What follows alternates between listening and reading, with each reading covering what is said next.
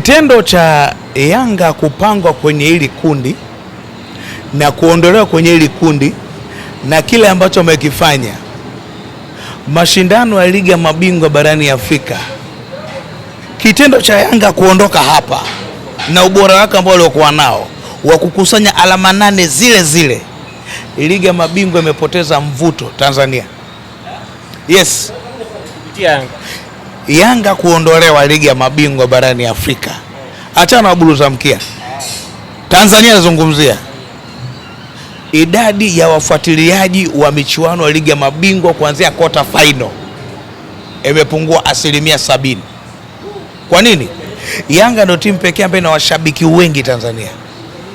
Kwa kama ingekuwemo idadi ya watazamaji katika michuano ya kimataifa ya ligi ya mabingwa, hatua ya robo finali ingekuwa kubwa. Yanga kuondoka kwake robo finali ligi ya mabingwa barani Afrika imepoteza mvuto,